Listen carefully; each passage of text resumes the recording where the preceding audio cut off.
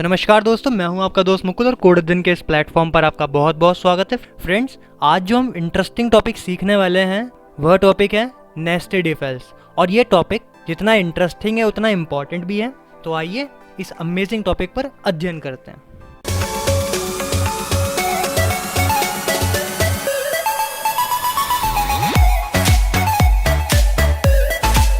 So friends, जैसे कि हमने लास्ट टॉपिक में सीखा था लैडर इफ एल्स क्या होता है, उसी तरह अब हम सीखने वाले हैं नेस्टेड इफ एल्स क्या होता है।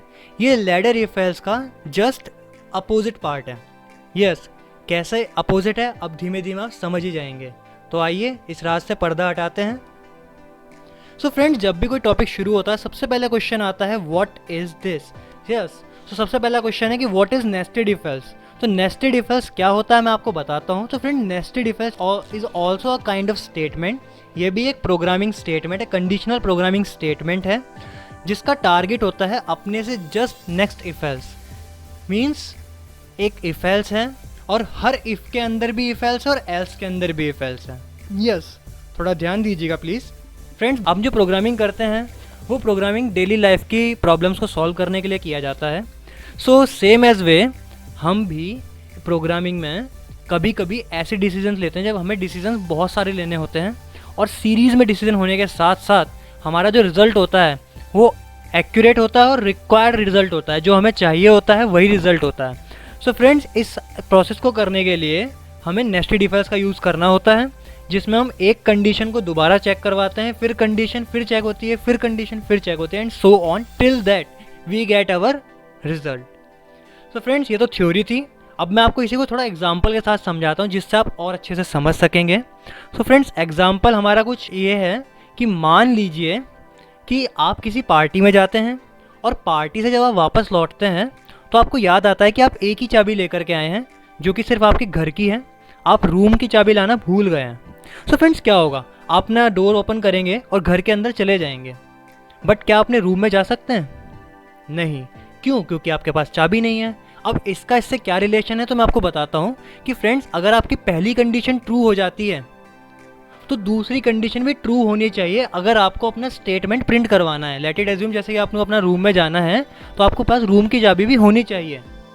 बट अगर ऐसा नहीं होता है तो क्या आप उस घर से बाहर आ गए? नहीं, आप घर के अंदर एंटर हो चुके हैं तो आप घर के अंदर रह सकते, तो आप अपने ड्राइंग रूम में सो जाइए।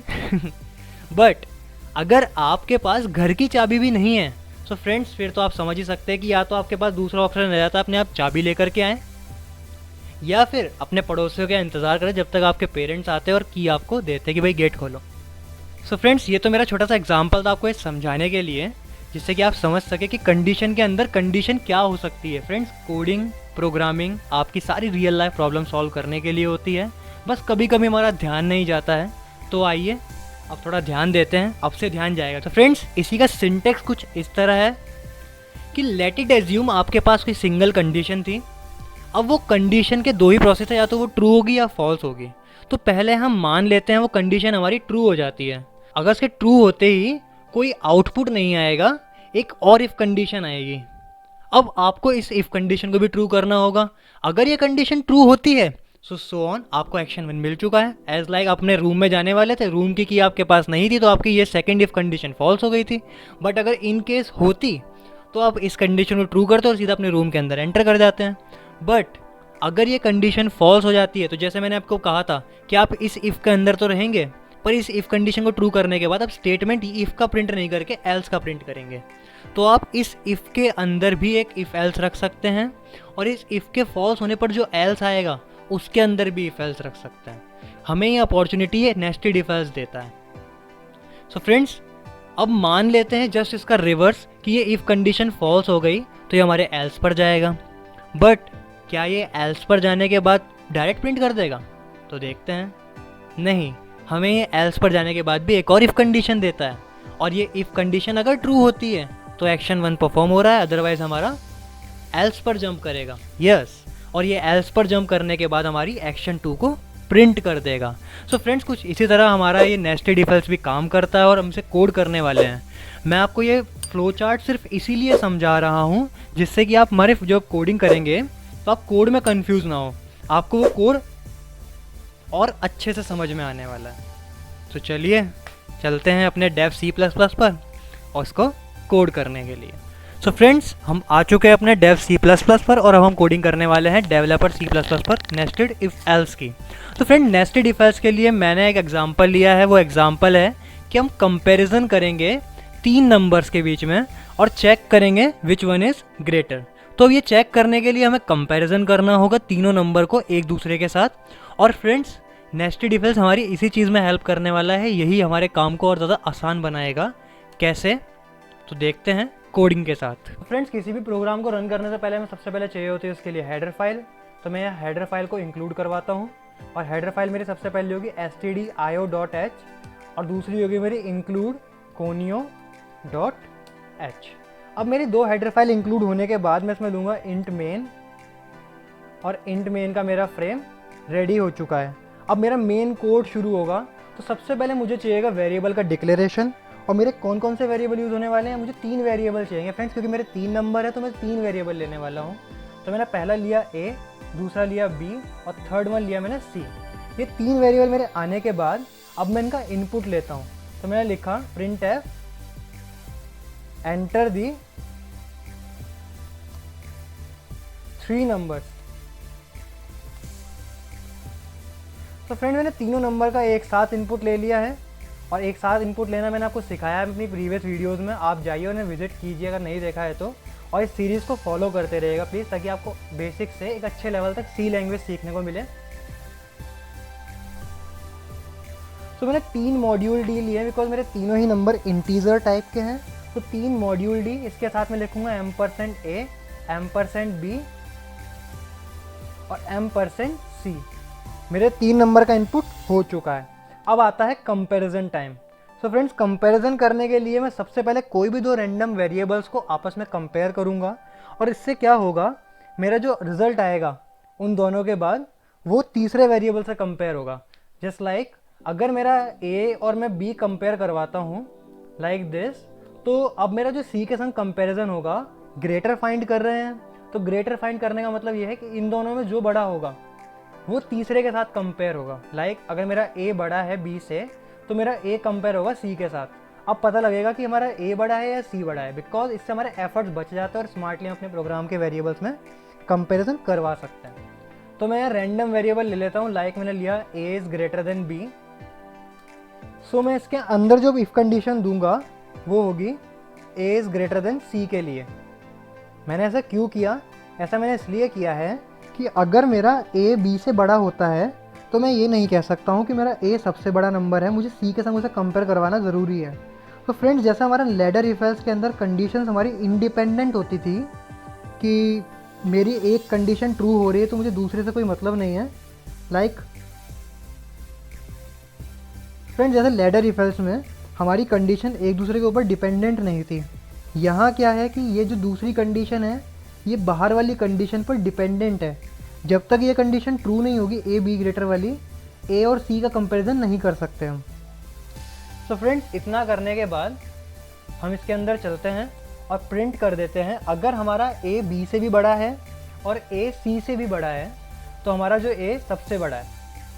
तो मैं लिखूँगा मॉड्यूल D इज़ ग्रेटर और मॉड्यूल D की मेरी वैल्यू हो जाएगी यहाँ A, बिकॉज यहाँ हम A के लिए ग्रेटर प्रिंट कर रहे हैं। बट फ्रेंड्स, सोचिए अगर मेरा ये सेकंड कंडीशन फॉल्स हो जाती है जो कि है A is greater than C, तो उसका रिवर्स क्या होगा? मीन्स तो sir C is greater than A। मैंने ये कहा कि अगर मेरा A बड़ा है C से, ये कंडीशन फॉल्स हो जाती है तो फॉल्स होने का मतलब ये है कि A C से बड़ा नहीं है, यानी कि A C से बड़ा नहीं है तो A क्या है? छोटा है। तो A छोटा है तो कौन बड़ा है? C बड़ा है। अब हमने C का B से कंपैरिजन क्यों नहीं करवाया, आप ये सोच रहे होंगे। तो फ्रेंड्स, ऐसा हमने इसलिए नहीं करवाया क्योंकि A तो ऑलरेडी B के संग कंपैरिजन कर चुका था, तभी तो वो अंदर आया है कि A हमारा बड़ा है। अब हम अंदर जाते हैं, अब अंदर जाएंगे तो चेक करना रह जाएगा सिर्फ C के साथ। तो C जब अकेला चेक करेगा तो हमें पहले से ही पता लग जाएगा कि अच्छा तो ये हमारा ये C बड़ा है। थोड़ा सा प्रैक्टिस करके देखेंगे इसे दोबारा से पीछे से तो आप समझ जाएंगे। तो A B के संग ऑलरेडी कंपैरिजन कर चुका है, अब A कंपैरिजन करेगा सिर्फ C के साथ, जिससे क्या होगा, अगर A बड़ा हुआ तो A प्रिंट हो जाएगा, अदरवाइज C प्रिंट हो जाएगा। क्यों? क्योंकि C बड़ा है। तो हम यहाँ लिख देते हैं printf module D is module D is greater. तो हमने ये सी प्रिंट करवा दिया है। तो फ्रेंड्स अब बात आती है हमारी इस बाहर वाली कंडीशन के एल्स के लिए। आपने देखा मैंने इफ़ के अंदर पूरा इफ एल्स लिख दिया। मैं ये चैन जितना मर्जी उतना लंबा चला सकता हूँ। मैं इस इफ़ के अंदर अगेन इफ एल्स लिख सकता हूँ, इस एल्स के अंदर भी अगेन इफ एल्स लिख सकता हूँ, जितना मर्जी मैं उतना लिख सकता हूँ। बस डिपेंड करता है मेरे पास कंडीशन कितनी सारी है। अभी मेरे पास 2 कंडीशन है, मैंने वो दोनों कंडीशन लिख दी है। अब आती है बात एल्स की।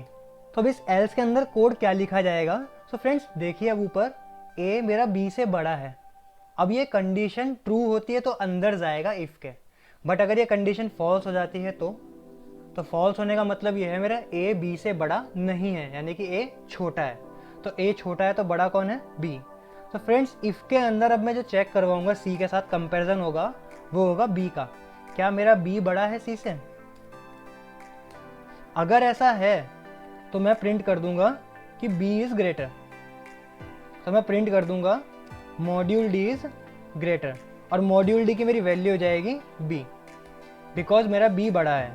और एल्स यहाँ हम लिखेंगे print F module D is greater, और मॉड्यूल डी की मेरी वैल्यू हो जाएगी सी। क्यों सी? इसलिए होगी बिकॉज सी तो दोनों केसेस में आपका ग्रेटर होने वाला है एल्स के केस में, चाहे वो ए का केस हो चाहे बी का केस हो। सी को हमने कंपेयर करवाया है उस नंबर से जो बाकी 2 नंबर में सबसे बड़ा है, इसलिए सी हमारा एल्स के केस में प्रिंट हो रहा है। तो फ्रेंड्स आप इस कोड को देख लीजिए, समझ लीजिए। कोई डाउट आता है तो आप मुझे कमेंट कीजिए, मैं आपको दोबारा बताऊंगा ताकि आप समझ सकें, क्योंकि मेरा मेन मोटिव है आपको समझाना, इससे आप इसे और ईजिली समझ सकें। बिकॉज नेस्टेड इफ एल्स जो है बहुत इंपॉर्टेंट टॉपिक है और बहुत इंटरेस्टिंग भी है। सो हम इसे ऐसे टॉपिक को गिव अप करना हमारे लिए शायद अच्छी बात ना हो, और मेरा कोड कंप्लीट हो चुका है। सो फ्रेंड्स जब कोड कंप्लीट हो चुका है तो अब हम क्या करेंगे, इस कोड को एग्जीक्यूट करेंगे। बिल्कुल सही। तो अब एग्जीक्यूट करने के लिए हम जाएंगे save, execute, compile and run. Friends हमारा कोड रन हो चुका है। अब कोड रन हो चुका है तो हम इसमें 3 रैंडम नंबर्स देने वाले हैं। लाइक मैंने दिया 10, 30 और 5। मैंने ये 3 नंबर प्रिंट करे हैं। अब देखते हैं कौन सा सबसे बड़ा है। तो आप देख सकते हैं 30 इज ग्रेटर। अब ये रन कैसे हुआ होगा मैं आपको इसे ड्राई रन करके दिखाता हूँ।